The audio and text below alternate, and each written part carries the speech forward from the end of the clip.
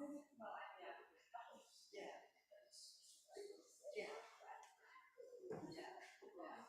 know those aren't quite long enough, but is that okay? Oh, I think it's fine. Okay. I know Catherine likes to eat. Don't.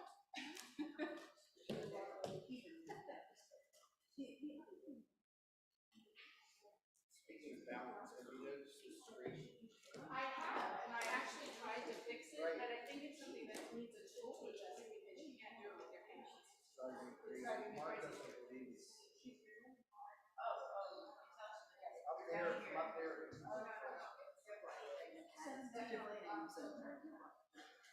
Mark, Ellen agrees with me. It is something that we can't fix.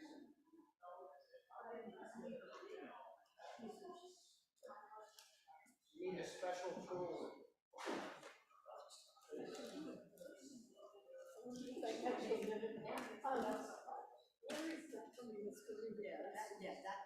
Right after last Sunday, she tested positive for COVID. And spent a day or a night at the hospital.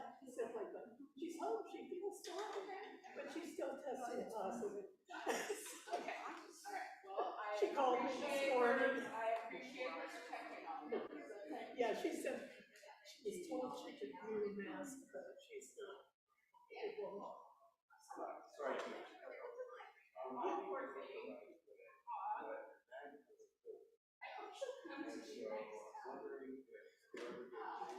Yeah, She keeps saying she's too old for that. Most people are not in her generation, are not in coping with what she's past it.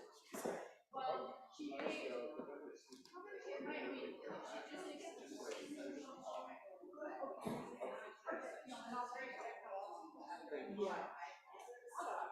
Yeah, talk to her because she's no, I know she had shared too old for that word. Yeah, she had shared that same thing with me last time. No, I'm not saying No, I know that. I mean, I get that. Yeah. You are concerned. Seems to be, yes.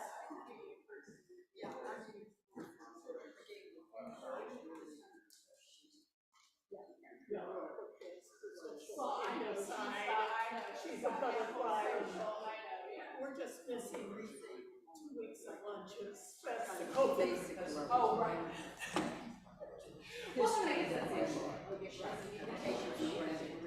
I don't know. But it's a lunch. Yeah, she's feeling like everything's, you know, holding mask, and so am I. So.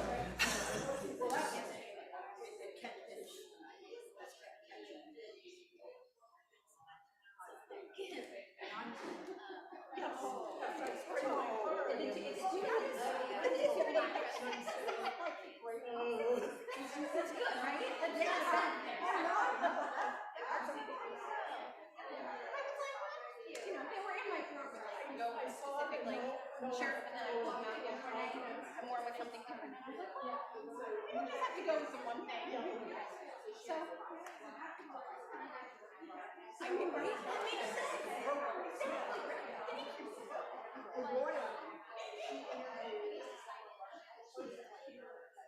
Yeah, I said that is going to be, I think it's going to be Great fun. well, Alright, so let me make sure everything is right here.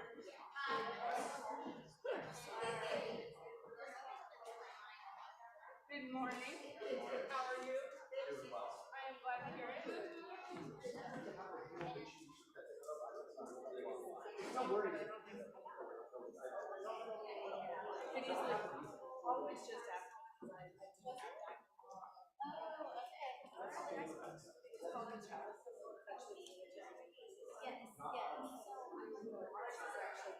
No. I always think challenge versus We got 2 issues. And there were 3 of us. They did the most part for ours, and I did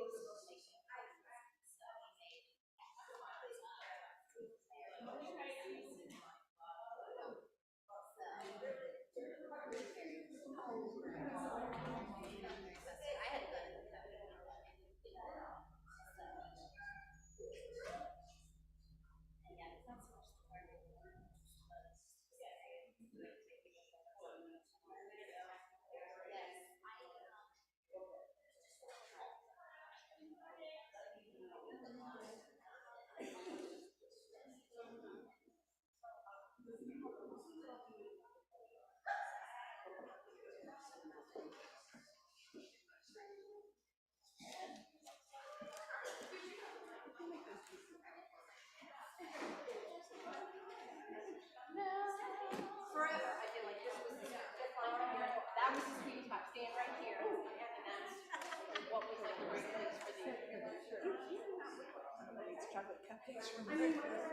My uncle, you don't every morning. Well, my uncle, I think I inherited his genes. Yeah, now pie is good. But you think muffins. I mean, muffins are like, Right. yeah. But I don't eat muffins. Yeah.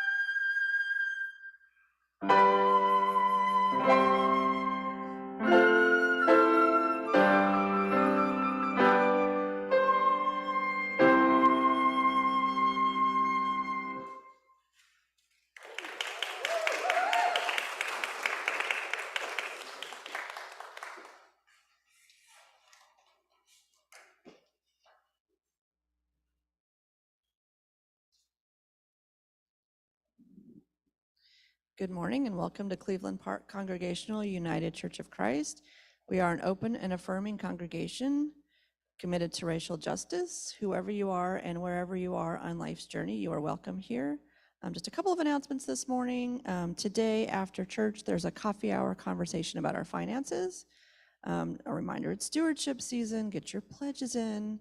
But if you have questions about our church's budget, what it looks like, how we spend our money, and the role pledges play in funding all that we do, join the finance team after worship to learn more and ask questions. And coming up in the next week, on Friday is dinner and a movie. If you're interested in joining, please email Dan Sack. And next Sunday after church, we'll have another coffee hour conversation on why church with Maggie Micklow. Good morning, welcome to church.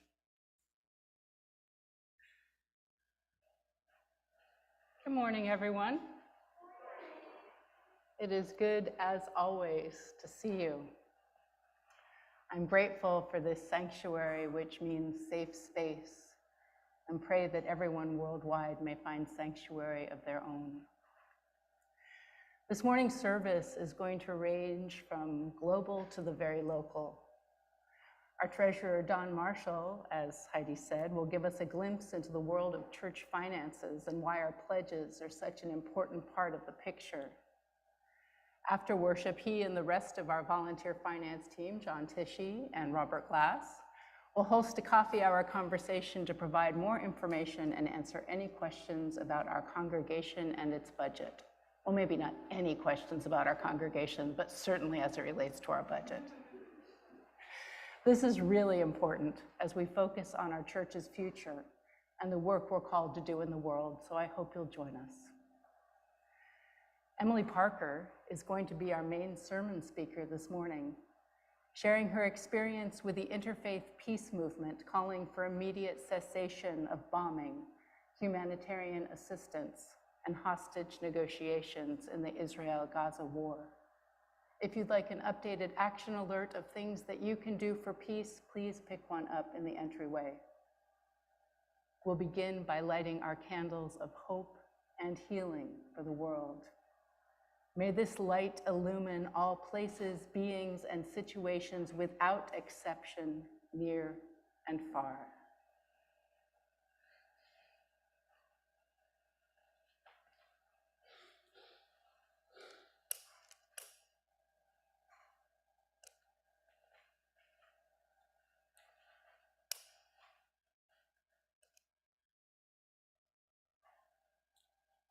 Please join me for our call to worship.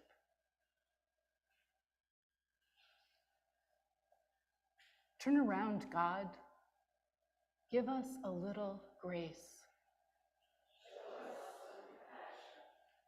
Make us glad as many days as we've been horrified.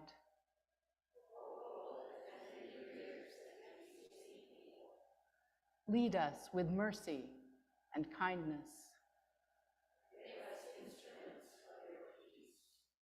And together we pray, Source of life, we regret to inform you that your children are not getting along, and the Bible may be part of the problem.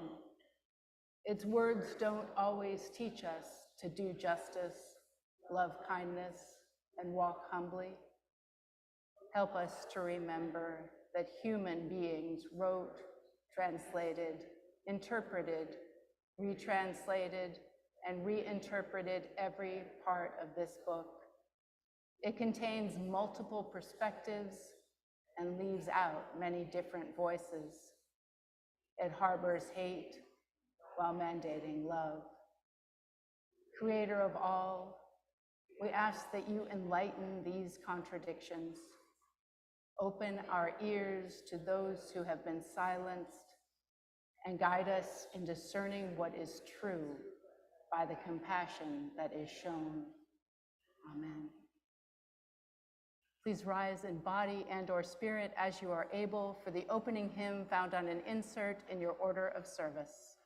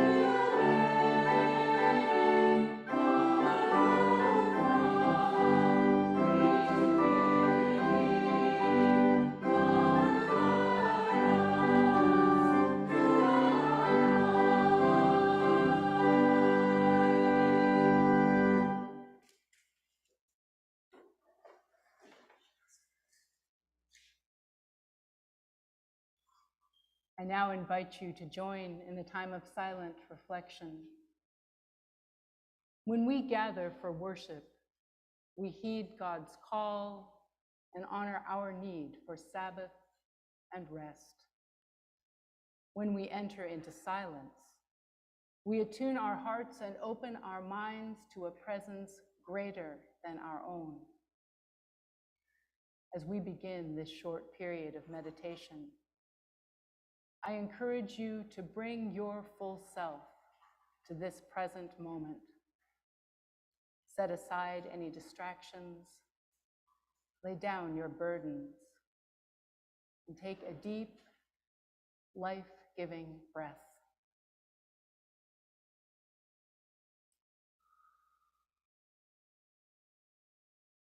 God is with us. Let us reflect upon the week that has passed.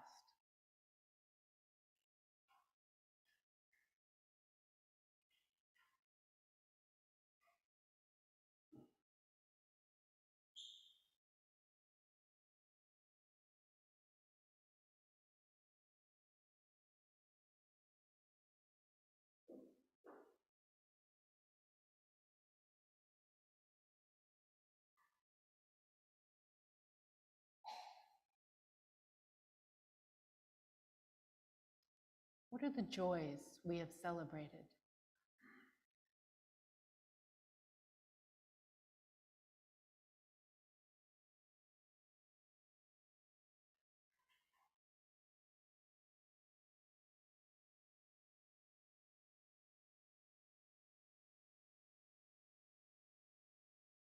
And what concerns have we endured?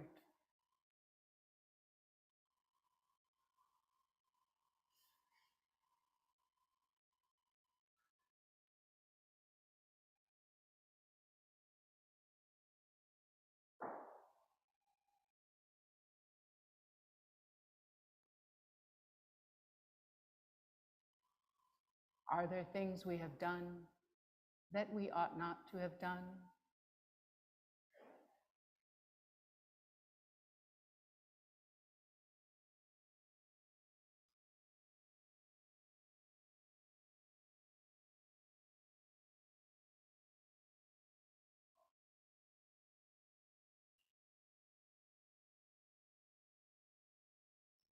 And are there things we have left undone that we ought to have done?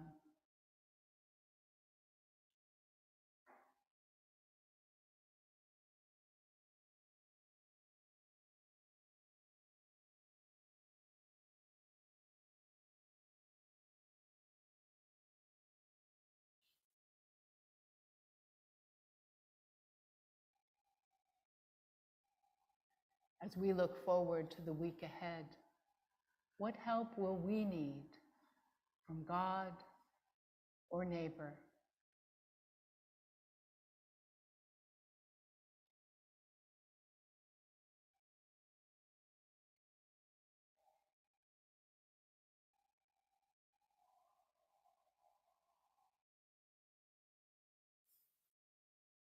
And what can we do to nurture love of God and love of neighbor in the world?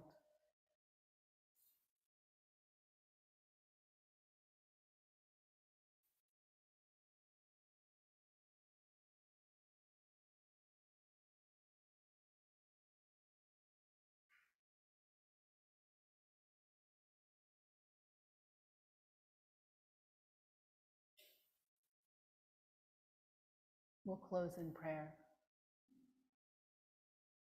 Source of life, for the joys we have celebrated, we give you thanks.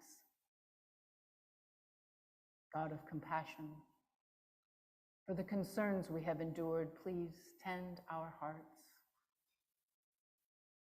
Spirit of justice, for those things we have misdone, transform us with your love. Companion God, as we look forward to the week ahead, be ever present with us. And great lover of all, as we seek to nurture love of God and neighbor in the world, guide our actions and our prayers. Amen.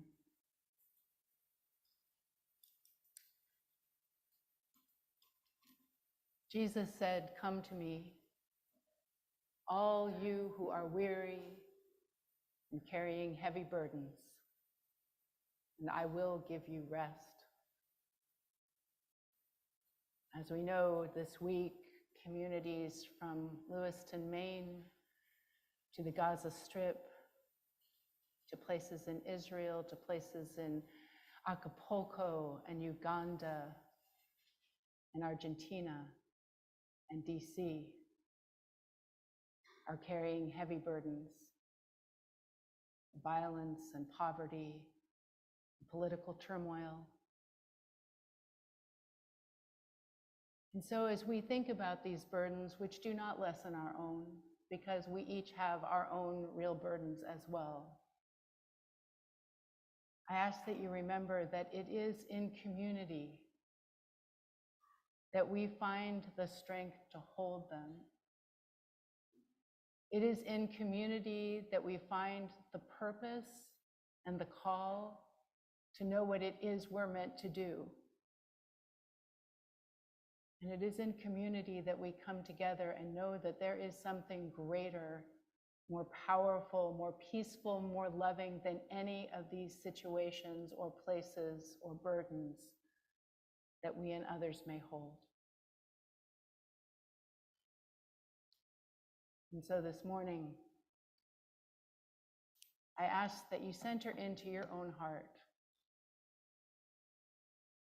Center into your own heart and find that place of peace and love within yourself, because if you can't find it there, it will be difficult to find it anywhere.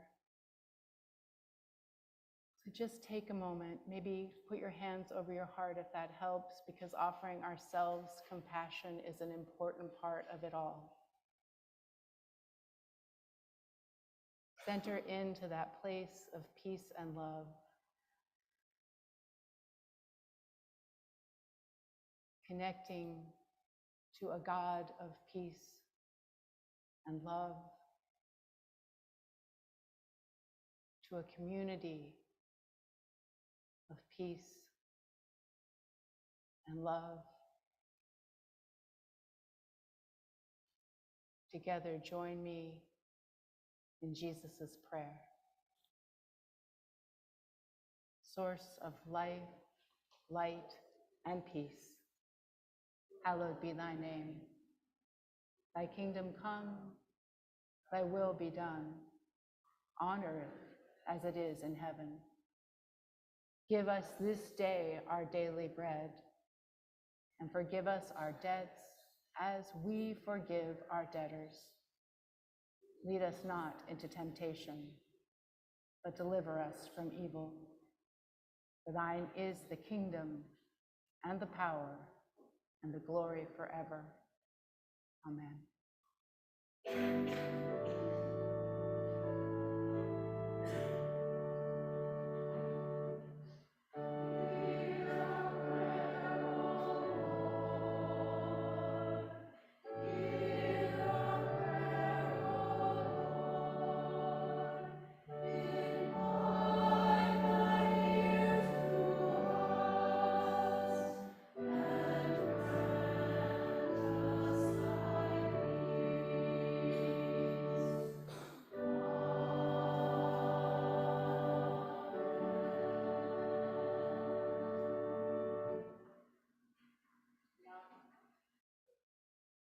I now invite all those online to unmute, and you in the sanctuary to turn and greet your neighbor in the pew, sharing the peace and love of God as you do. May peace be with you.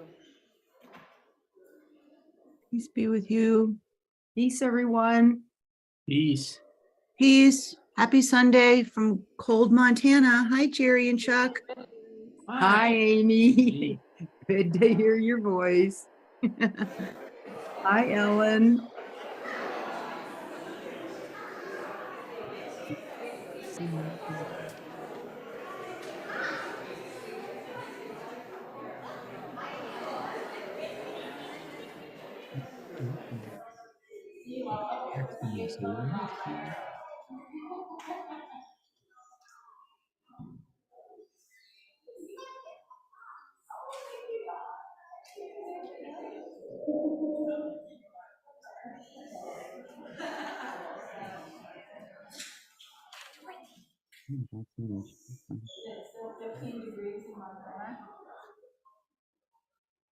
Mom, is it still 15 degrees in Montana?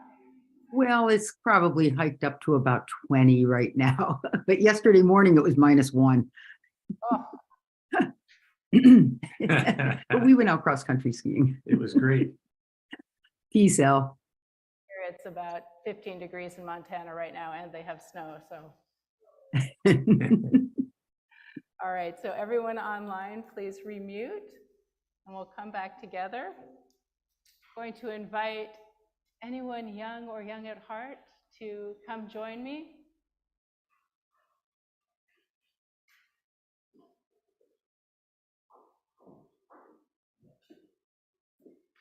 And I'm going to say that let's just hold Stella in prayer, because Catherine told me she really wanted to come to church this morning. Yay, Stella.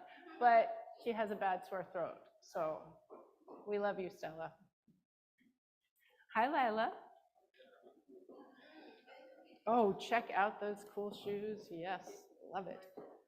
All right, so welcome everyone. It's really good to see you as always. So I have a question for you. Does anybody know what the word instrument means? Yeah, Noah. Oh. It doesn't have to Wait, let me make sure. Nope, there we go. Sorry. It doesn't have to necessarily be for music. Mhm. There are scientific instruments like on, say, Voyager 1. Okay, yeah, absolutely. Anybody else have an understanding of the word instrument they want to share? Yeah, Charles. An instrument makes music. An instrument can make music, absolutely. Doesn't have to, that's right. Noah clarified that for us. There's more than one kind of instrument. Is there any kind of instrument outside of, say, like the Beauty and the Beast movie that can use itself? Like, okay, so Dorothy played a musical instrument this morning, the flute, and I'm just wondering if Dorothy hadn't been there, would the flute have just been able to play? No. Okay, all right, that's... If you like any instrument, like even a scientific instrument, like my example on Voyager 1, Yeah. there has to be a human controlling it. Okay, I think that that's very fair to say. AI aside, we will let the future be the future.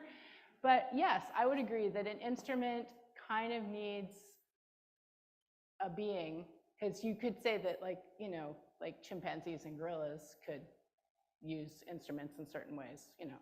But it definitely needs a being, you know, a sentient being to do something with it. Okay, all right, so next question. What does peace mean? And I think I asked you a little bit about this last Sunday or the Sunday before, but I'm just curious if you all, you know, we have different kids up here every Sunday, so I'm just curious what peace means to you. Peace, the word peace, P-E-A-C-E. Because you're right, there are other spellings of the word peace, and that would mean something different. Anybody? Peace? There's not a right answer to this. Just what peace means to you. Like maybe when you were putting your hand over your heart earlier during our prayer and finding peace and love in your heart, what did you find there?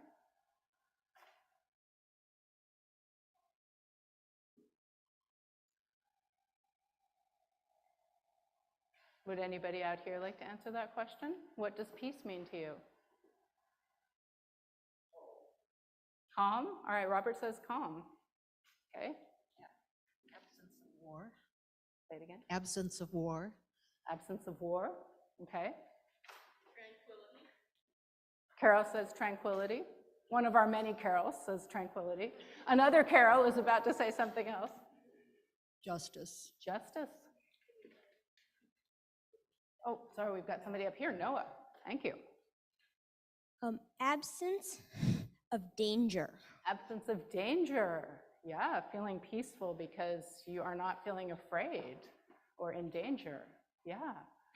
So we have so many different sort of, you know, a full circle sense. It's the absence of war, it's calm, it's, Robert, you said calm. Carol, remind me what you said? Tranquility. Just a whole sort of like both personal feelings of what peace can be, but also in a more community or even global level of what peace can be. All right, so now I'm going to put those two together. There was this really cool guy named St. Francis in medieval times. Okay, some of you may have heard of St. Francis because we talk about him at the Blessing of the Animals. And he's the patron saint of the environment and all creatures. But St. Francis was also a real peace guy. And he wrote this beautiful poem prayer where he asked God to make him an instrument of peace. And so I'm curious what it would look like to be an instrument of peace. Like, you're the one playing this instrument, right? What would it look like to play the instrument of peace, or to use the scientific instrument of peace?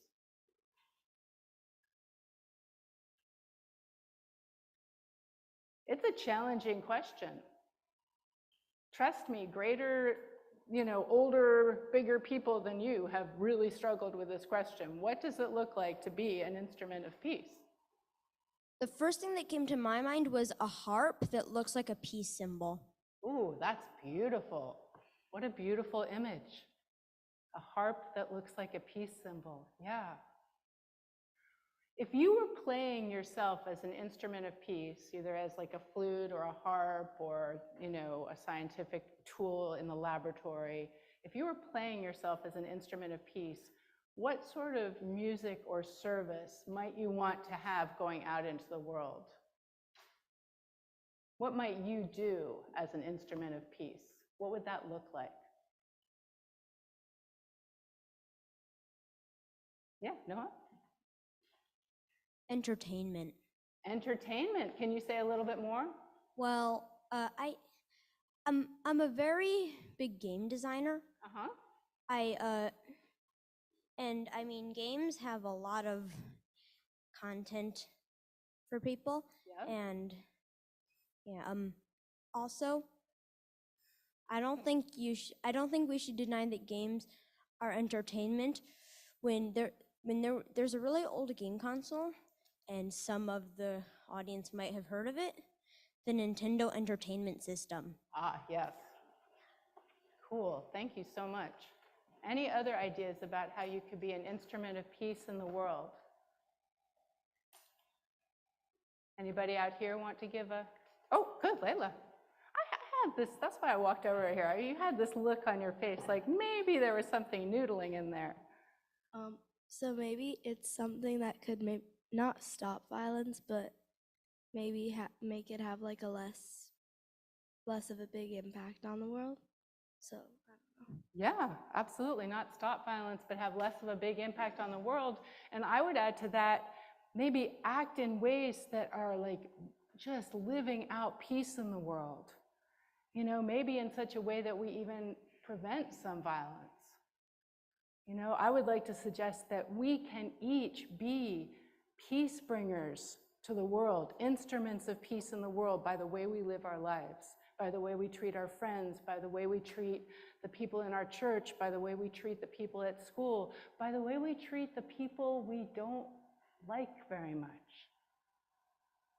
We can be instruments of peace, and that's my prayer for all of us today, is that we, in this crazy, crazy world that doesn't have enough peace, we can feel empowered by knowing we can bring peace. We can be instruments of peace. All right, so you beloved, beautiful instruments of peace, you have Marion, and also I want to introduce Jane. Can you stand up, Jane? Jane is going to be, she's our high school intern who's going to be helping out with Sunday school. Yay, Jane, thank you. We're so happy to have you. And so if you all want to go with Marianne and Jane right now, I hope you have a wonderful Sunday school time. Oh, you have a choice. You can either stay here. Layla is wondering because she and Noah are in the older class. So you can either stay here because your class will meet next Sunday. So you can either hang out and worship, or you can go down with this class and help out. Your choice. Okay? Okay, cool. All right, have fun.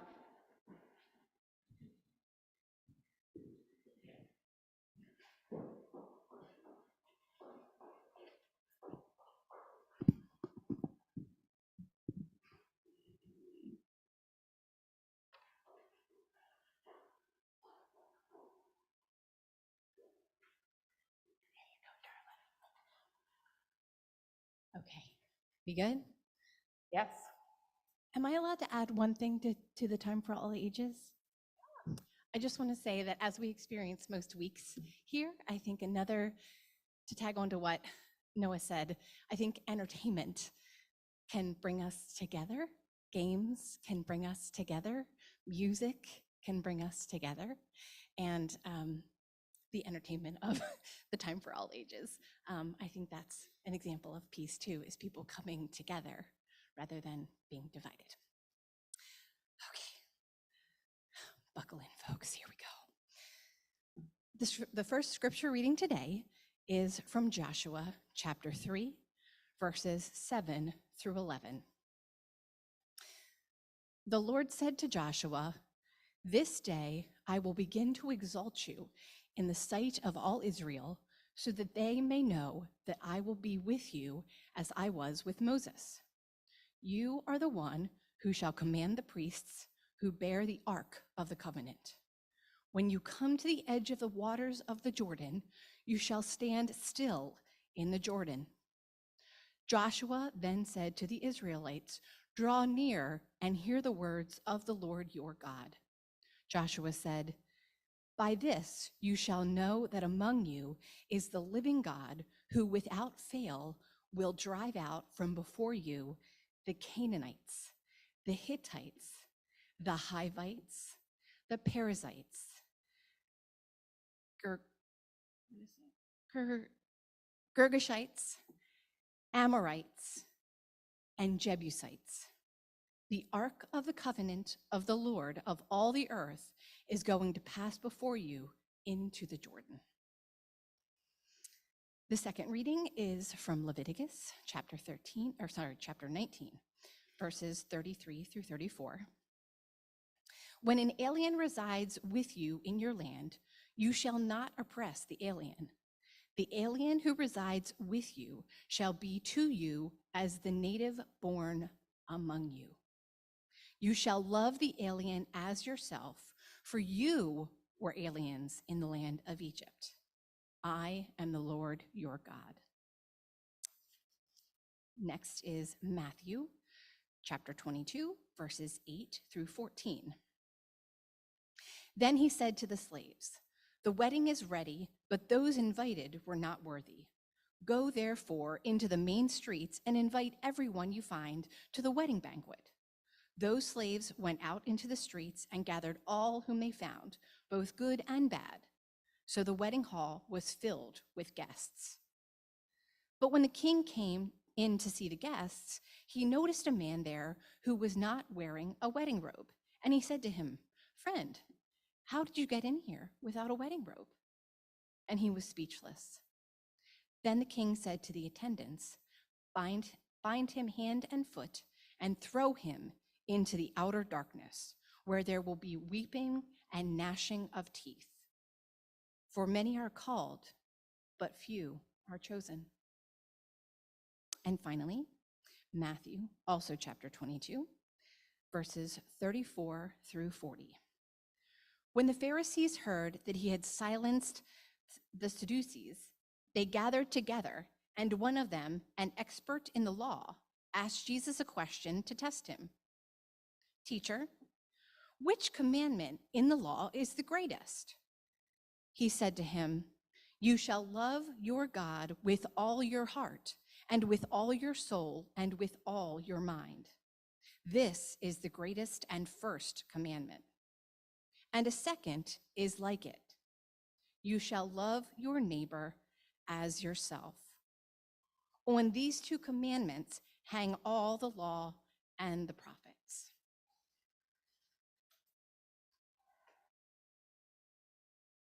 Thank you, Dawn. You always get extra credit points when you have all of those difficult names, right? Absolutely. Yes, yes.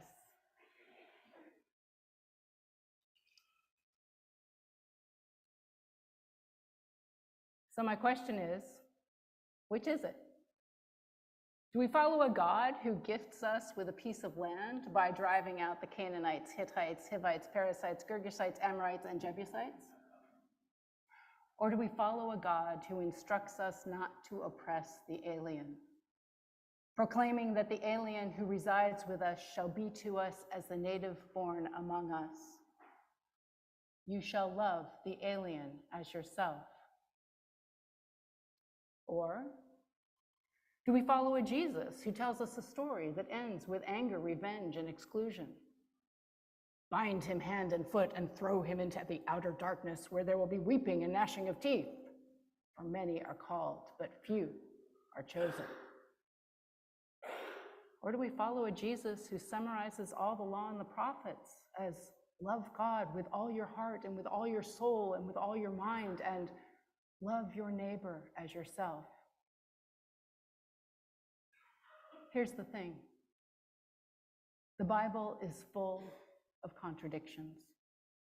Meaning, if we expect to open it and get the same God or even same Jesus in every passage, it's not going to happen.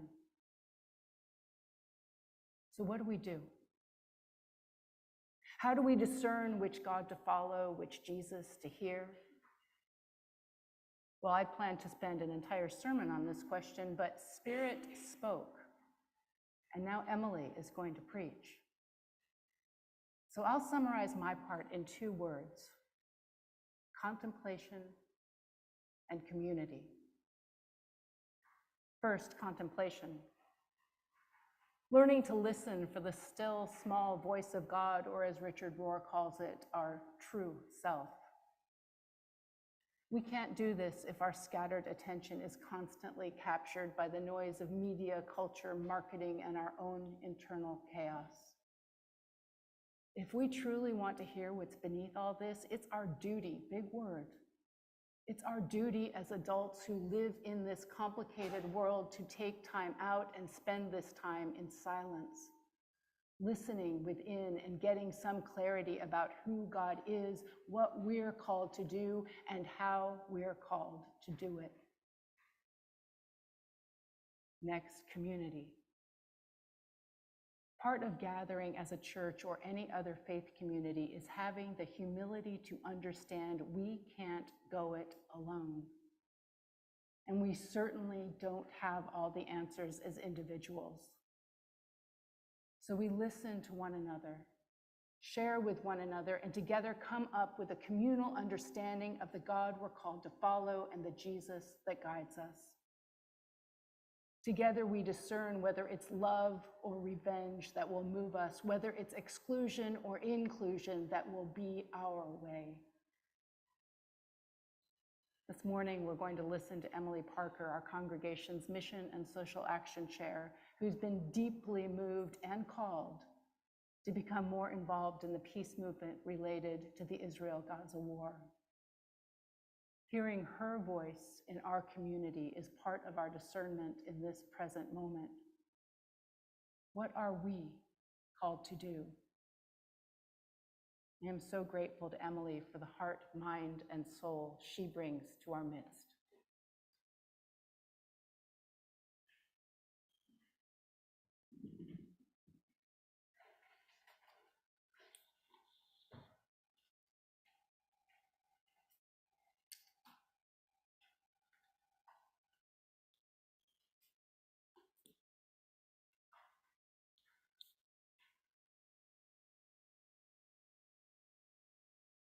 Good morning.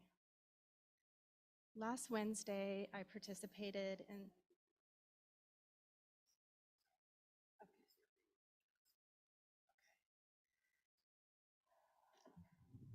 Last Wednesday, I participated in civil disobedience at the US Capitol. I'm here to share my experience with you and also address why I was there and why I felt called to do what is in my power in this situation. But first, I guess I want to give a bit of a self-indulgent disclaimer. I do not feel well prepared. While I am not a skilled public speaker, I am not comfortable speaking in public. I thought by sharing my experience, I am continuing with what I'm doing in my power. I am not a smooth public speaker, and it requires a lot of preparation. I set aside time to prepare, but I cannot say I practiced. I spun my wheels. I knew what I wanted to say, but I didn't know how to say it, how to structure it, how to do it justice, how to do justice to what's happening in Israel, in Gaza, what's happening here. And then I ran out of time. So I appreciate your patience, understanding with me, which I've always felt in this congregation, given all my flaws and imperfections. So what came to me and what I think is going to guide me as I do this is a line from a Leonard Cohen song. And we were chanting this, not this past Wednesday, but the action the Wednesday before last, where I was outside of the Capitol. And so it goes, forget your perfect offerings, just ring the bells that still can ring. There is a crack in everything, that's how the light gets in. So last Wednesday, Jewish Americans and their allies held sit-ins in the offices of Senators Chuck Schumer and Bernie Sanders and Representatives Catherine Clark and Hakeem Jeffries. Outside the Capitol, hundreds more gathered to mourn all Palestinians and Israelis killed since October 7th. While we were mourning, we called for our elected leaders to call for an immediate ceasefire, the release of hostages, and an end to the siege on Gaza. A nonprofit called If Not Now organized this action. If Not Now describes itself as a movement of American Jews organizing our community to end US support for Israel's apartheid system and demand equality, justice, and a thriving future for all Palestinians and Israelis. I participated as an ally. In this framework, Jewish and Palestinian safety are intertwined. What I've heard so often when I've been at these actions, that many of which are led by Jewish peace organizations, are that our safety must not come at the expense of Palestinian safety and freedom. It cannot come at their expense. And in the past few weeks, as I've tried to participate as much as I can in this peace movement calling for a ceasefire, I've seen similar themes. At the heart of this movement is a growing coalition of organizations and individuals representing a range of identities and backgrounds. Muslim Americans, Jewish Americans, racial justice groups, people of color. Folks, the progressive Christians are issuing statements. They are not driving this movement, and maybe that's good. This movement is being driven by young people. And groups, and marginalized groups who, from what I can see, are seeing intersectionality and seeing that their struggles are all connected. instead of being in competition with one another in a zero-sum game. Anti-Semitism, racism, Islamophobia, and homophobia are all connected because all of these feed on hate and fear towards one group of people. In this lens, the struggles of Black Americans are tied to the Palestinian struggle. Last I checked, 18 members of the House of last time I checked, 18 members of the House of Representatives had signed the Ceasefire Now resolution introduced by Representative Cori Bush. Not one of these signatories is white. If that is not a testament to the role racism is playing to what's happening in Gaza and what's happening here in our political institutions, I don't know what is. No one is free until everyone is free. No one is safe until everyone is safe. While seemingly simple, this notion is profound and powerful. I felt that we were being presented with a false binary. We either stand with Israel as it inflicts war crime after war crime on the people of Gaza with weapons provided by our government, or we accept and justify the vicious, unspeakable atrocities committed by Hamas as legitimate resistance to settler colonialism. And yes, I'm going to put that in quotes, because I think referring to Israelis as colonists ignores the pain of the Jewish people and why so many felt they needed a Jewish state. I am not ignoring the pain that that state has inflicted on the Palestinians. I can hold both. And the people I was with on Wednesday held both. With that context, I'm going back to Wednesday. And Ellen, I meant to start my timer and I didn't. And I have not done a run through, so I don't know if I'm going, yeah, okay. I don't know if I've been time limit. Okay, so with that, back to Wednesday. I was with a group holding a sit-in at Representative Catherine Clark's office. She's a Democrat from Massachusetts. I grew up in Boston.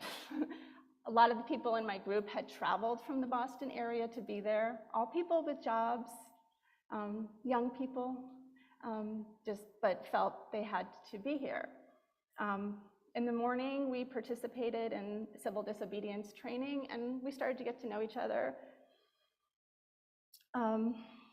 So we went to the Capitol, and we entered Catherine Clark's office in sort of the waiting room.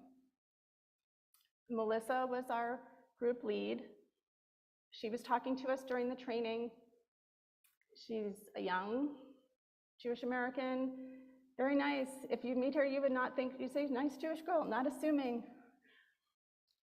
But she spoke for us when we got there, and she explained why we are there. We are mourning, we are grieving Israeli and Palestinian deaths, and we want to speak to the representative, and we're not leaving until she calls for a ceasefire.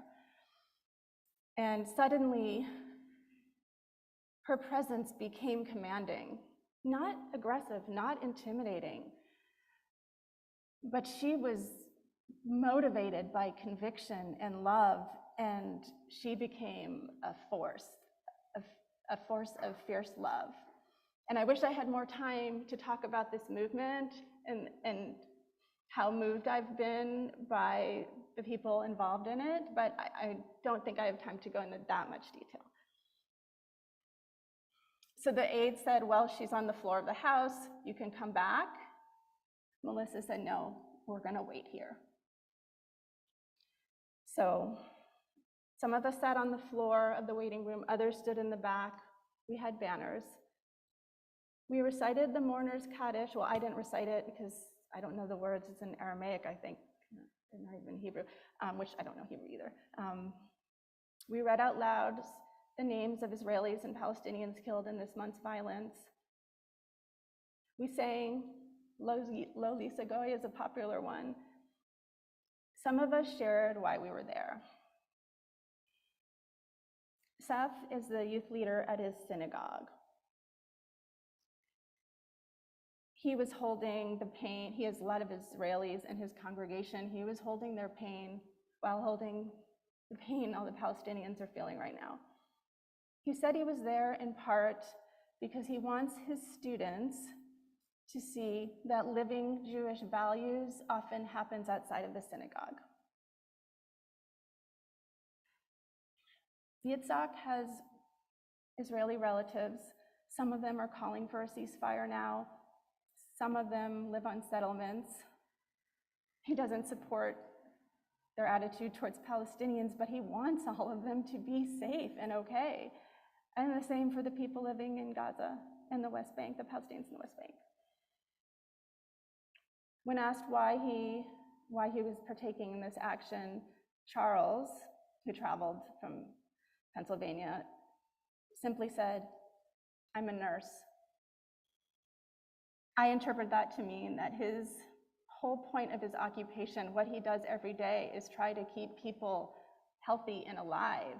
And he is continuing that mission outside of his work and his activism. Samir told us he had grown up in Beirut. His family, his immediate family, left before the Israeli war of 2006. He says when he was a child, he asked his father, "Are Israelis bad people?" And his father said, "No, they're not bad people. They have a bad government." And Samir said that if his father had answered that question differently, he might have followed a path of hate instead of where he is now, which is willing to stand with Jews, with Christians, to say, "Stop this. Every life matters." Some of us wept. I wept. My voice broke several times as I read through the long list of names. I mean, we didn't even do all of them. It was maybe 500. More than once, I realized I was reading the names of an entire family, 3 generations, who had all perished. Seth blew the shofar. Later, when Representative Clark refused to meet with us, we moved to the hallway just outside her office. Seth again blew the shofar. We sang and we chanted, calling for a ceasefire now. A bunch of Capitol Police arrived. One of them had a megaphone, gave us the warning.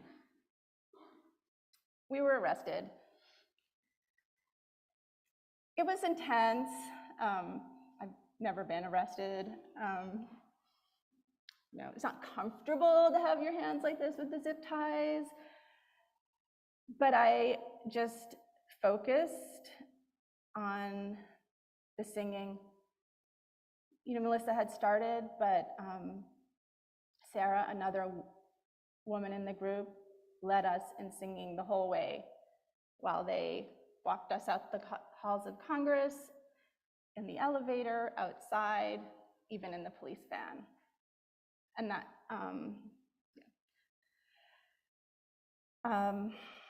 it was only when I stopped outside, and we got outside and we were waiting to be searched and enter the van, that I realized how fast my heart was beating. But I do want to pause here and acknowledge how little risk I was actually taking in this action. We knew, in all likelihood, this would be a citation equivalent to a parking ticket. We knew we would most likely not be held for more than a few hours, but you never know. Just in case, made sure Magda was with John that night, the dog was with his dog walker. I was ready. And Magda doesn't know about this, by the way. Okay. We were inspired by the civil rights movement, but we were not facing, participants of the civil rights movement were facing brutal violence from police. I was treated gently. I was well aware this is not how the experience Black Americans and other people have with police. The officer who cuffed me asked me if it was too tight.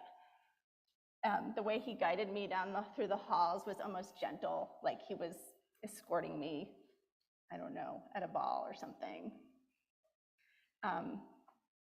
They gave us water while we were waiting to be processed. Anyways, when I did enter the van, oh shoot. Okay. When I got to the van, anyways, I'll skip that part. So we had to trust each other and the lead for our group, and we had to be deeply in sync to be able to just glance at someone. We were reading the names, and when you just are overcome and can't read anymore, you just give a glance to someone else and they pick up reading. So I felt this was like, I feel like I experienced a deep communal mourning that our Faith Life group had discussed at our last meeting, and I felt love. I'm reminded of John 4:16, God is love. And I felt that as both an external and internal force.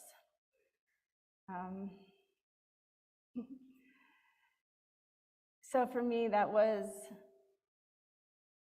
experience itself. We prayed in that while we were doing that action, but the whole action was a prayer in itself. It was an offering, and it was like deeply meaningful and transformative.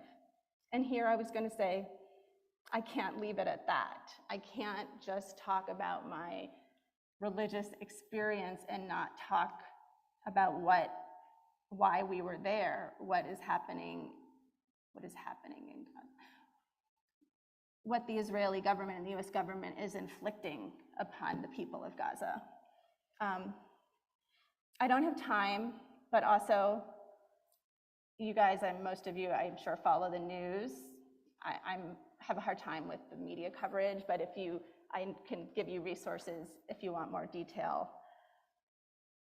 So I guess I'm going to skip over that. I was going to talk about my friends in Gaza. I do want to just say this one thing, if it's okay. And I need to talk about the call to action. Okay.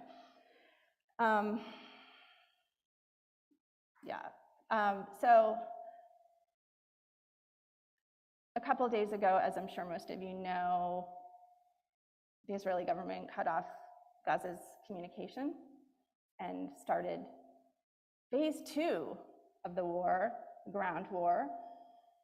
And what I came across last night, where I was like fact-checking for facts that I realized this morning I didn't need to include, when Netanyahu announced this, he quoted the biblical command to remember what the Amalekites did to the Israelis. I think it's, and I want to mention this because it fits in so well with the scriptures we were reading. And so what I found out is that is a reference to 1 Samuel 15:3, and I am reading from the New Revised Standard Version. Now go and attack Amalek and utterly destroy all that they have. Do not spare them, but kill both man and woman, child and infant, ox and sheep, camel and donkey. I only found 2 minor papers that mention this.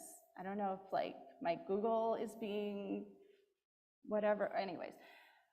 But I also learned that Christians have used this verse to justify genocide against Native Americans and Tutsis in Rwanda.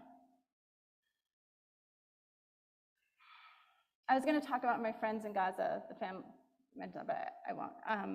I'll just say, given my government's role in the war crimes the Israeli government is carrying out against the people of Gaza, which is not going to keep Israelis safe, which is not going to keep the hostages safe. That's why we put that demand. The only way you keep to free the hostages is to demand a ceasefire and negotiations. But the Israeli government has made it clear that is not their priority. Life is not a priority. Civilian life is not a priority. And the other reason is because there were people there who welcomed me into their homes. And if I ever meet them again, should they survive this, I want to look them in the eye and say I did what was in my power. So I don't even say if I can say that's why I'm called. Do we choose a calling? But I feel confident that I need to do what's in my power. It's hard to figure out what that is each day, especially as a single mom with a job.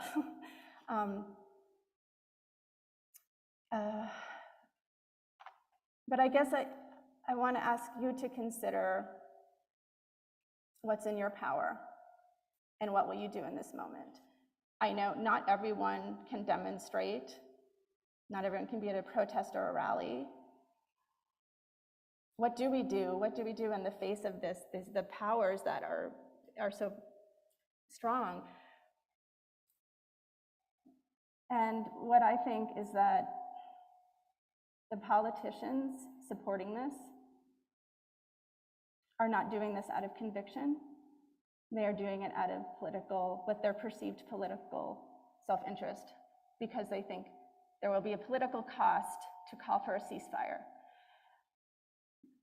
I don't understand the climate in this country where it's controversial to call for a ceasefire, where it's controversial to say these 2.2 million people, half of whom are children, deserve to live, and to say we don't support the genocide of Palestinians. That should not be controversial. So we need to show them that there will be a political cost for not calling for a ceasefire. And we can do this. The most important thing is to call our representatives in Congress, because that makes a difference when they get calls. And I know that a lot of us live in DC, and that's very frustrating to hear. And I never bothered to call other representatives because I thought they won't care if I'm not a constituent. But I'm learning that's not necessarily the case. They don't always ask. And while it's most effective if you're a constituent, they also are keeping tabs on the general pulse of America. So this does not take long. We have action alerts if you want a script, but you don't have to be eloquent. The most important thing is to say, I want you to sign, for the House, I want you to sign the ceasefire now resolution. For the Senate, I want you to call for a ceasefire. You can mention ending the siege of Gaza, ending the siege on Gaza and the hostages if you want. It doesn't have to be eloquent. You're going to be speaking to probably a 24-year-old who's just keeping a list, checking a box. I got so many calls for a ceasefire. I got so many calls against it. They're not going to tell the representative, I got 4 calls for a ceasefire, and one of them wasn't eloquent. Anyways, so you can do that. I hope you will consider making that your offering, and that can be a daily offering. Just keep calling or writing till they till they sign on to a ceasefire. I would say for DC, focus on Hakeem Jeffries, and then his number's in that sheet. And if I can just have one more minute, I was really happy when I saw the prayer of St. Francis that Ellen had put on the bulletin, because I love that prayer and I've been saying it a lot this morning. So here, I won't do the whole thing. I'll just do the little thing that's in the book. Lord, make me an instrument of your peace. Where there is hatred, let me sow love. Where there is injury, pardon. Where there is doubt, faith. Where there is despair, hope. Where there is darkness, light. Where there is sadness, joy. Ceasefire now, let Gaza live.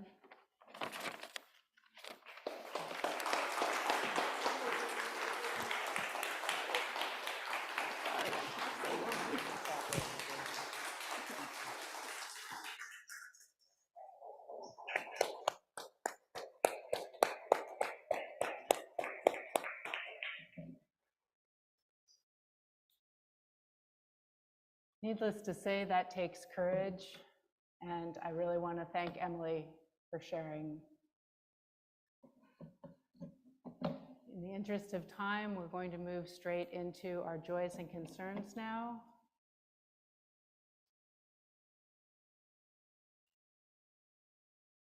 And I'm going to keep them fairly short as well. God, hear our healing prayers for Aaron's mother, who is in the hospital again, and for all who are managing long-term health concerns and diagnoses. Hear our prayers for all those grieving the loss of loved ones and the loss of their feeling of safety in Maine.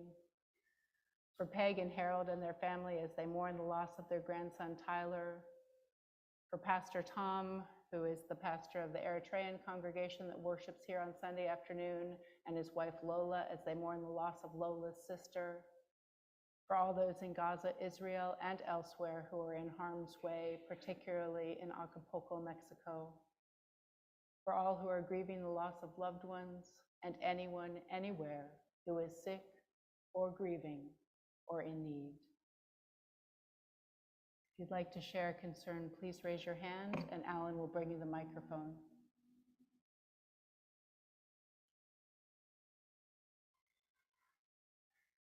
Serena and Chris.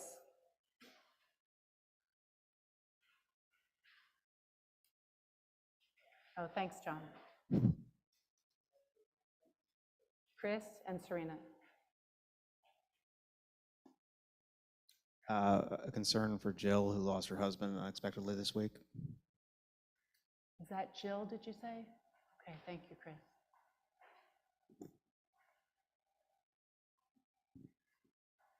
My friend Carolyn, who is suffering domestic abuse and is trying to figure out how to get out of her marriage. Thank you, Serena.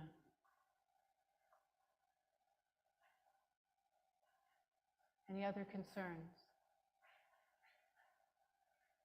Okay, we'll move to joys. God, we give thanks for Nick's Special Olympic State Soccer Tournament, for the new Aging Gracefully and Gratefully group, which will be meeting once a month, and for all those who devote their lives to creating peace, joy, and justice in this world. Other joys?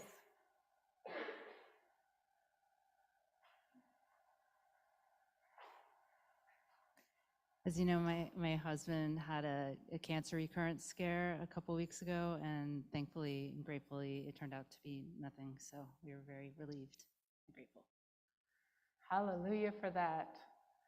And I do want to share that Sarah Spey, who is joining us from Norway, says that she would like prayers for her best friend Amelia, who lost her father suddenly, and for her mother and sister.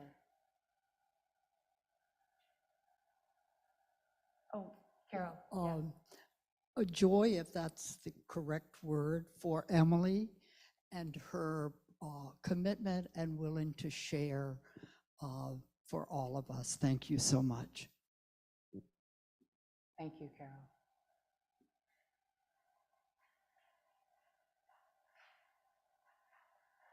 I invite you all just to take a moment to hold all of these joys and concerns in your heart as we listen to Maggie, Dawn, and Serena share one voice.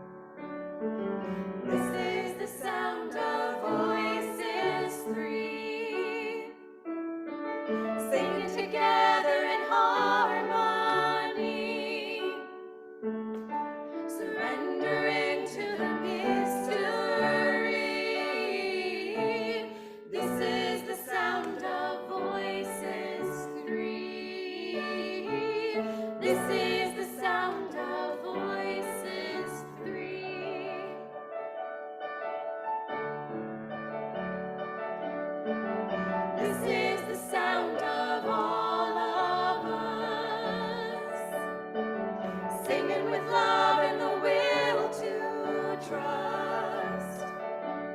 Leave the rest behind, it will turn to dust. This is the sound of all of us. This is the sound of all of us.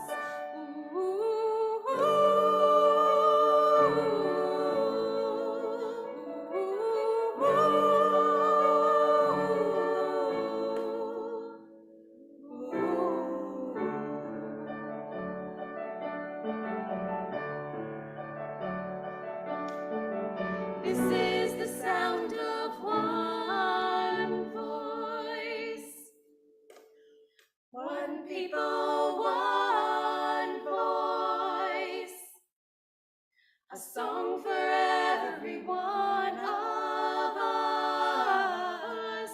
This is the sound of one voice. This is the sound of one voice.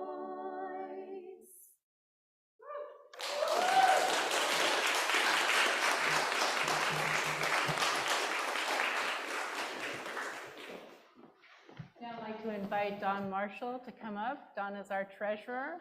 He's going to share some words about our budget, and I hope you'll join him as well after worship.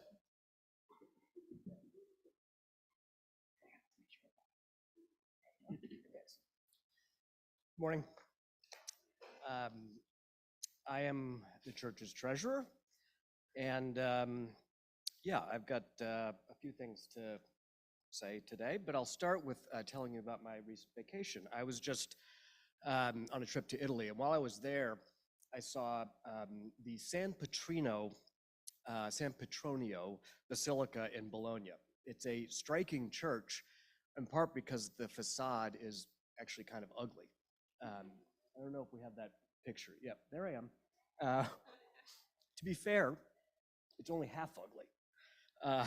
The lower part is this beautiful red and white marble, and the upper part is this ugly brown brick. The church has actually a pretty wild history involving untimely deaths and corruption and a jealous pope, all of which played a role in how it looks. But ultimately, it came down to money. Marble is expensive and brick is cheap, so when the liras dried up, the plans changed. Now, San Petronio's malformed looks don't make it any less adequate as a place of worship. We know that spirituality exists outside the realm of physical things. But seeing all of Italy's gorgeous cathedrals and then looking at that building made me think about the more tangible aspects of our church and the really important and sometimes taken for granted role they play in enhancing our worship and spiritual growth, in fostering our community and helping us appreciate and celebrate God's glorious gifts. And so today I come to you with just a simple request, that the congregation approve funding for a beautiful marble facade for our church.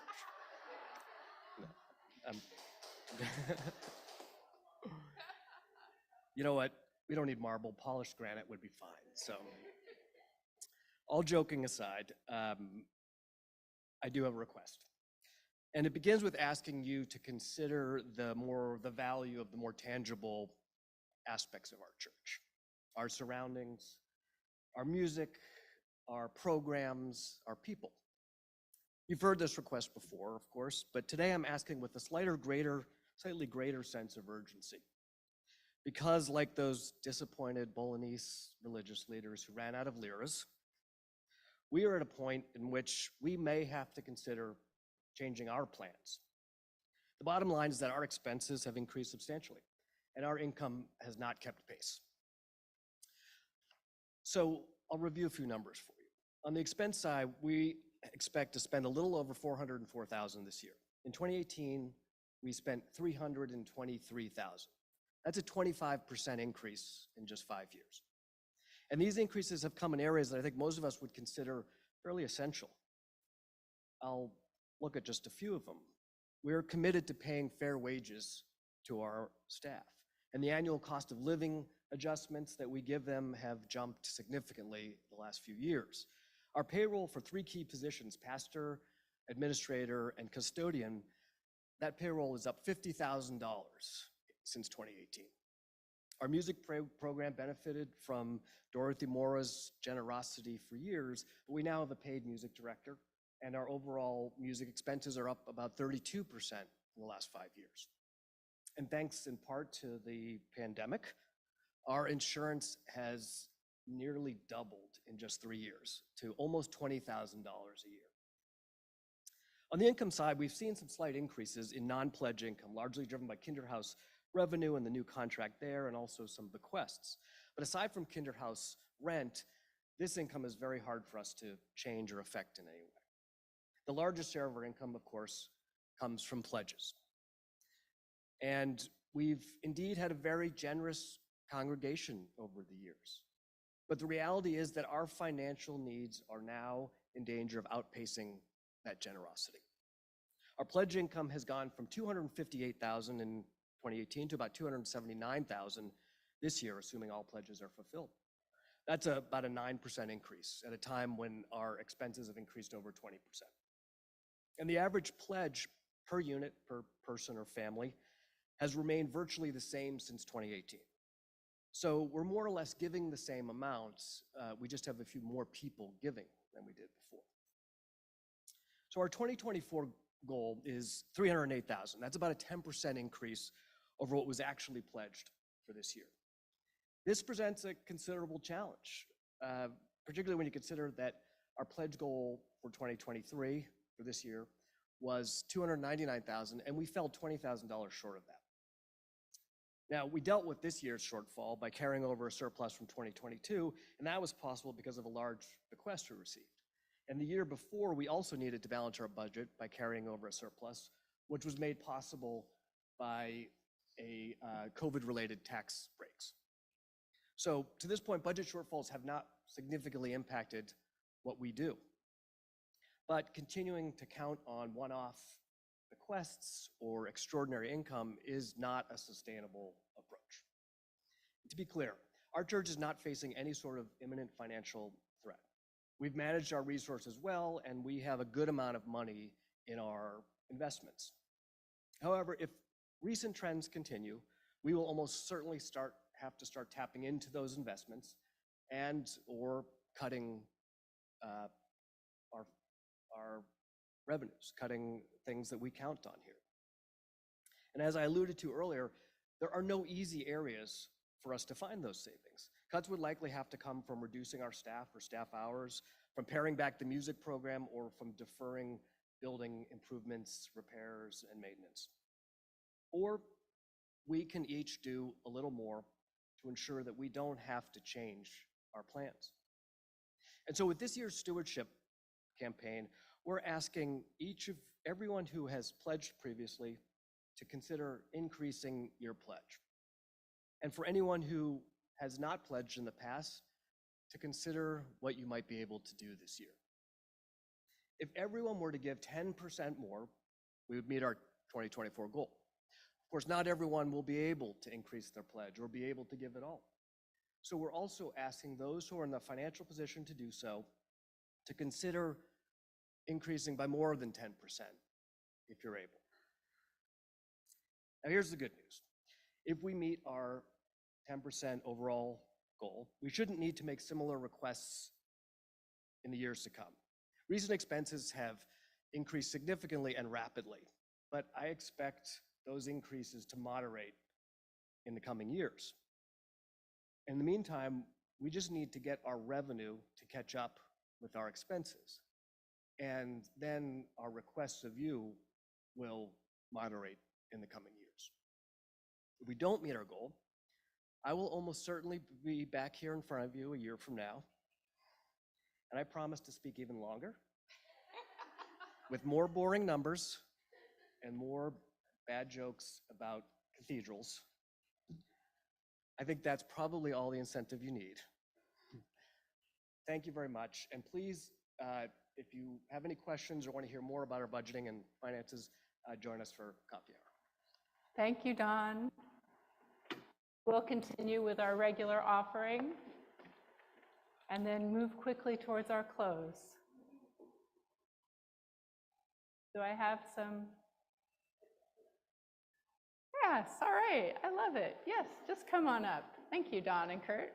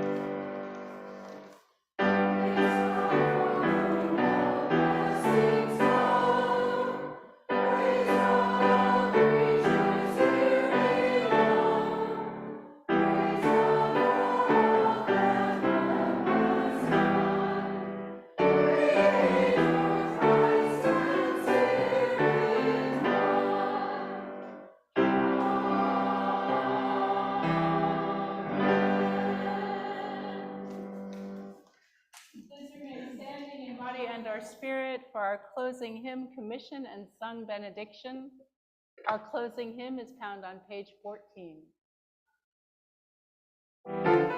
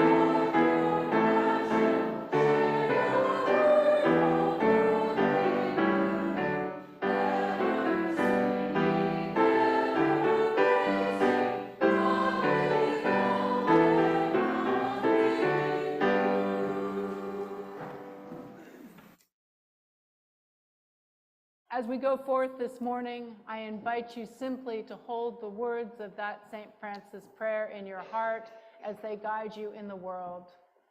O God, make us instruments of your peace.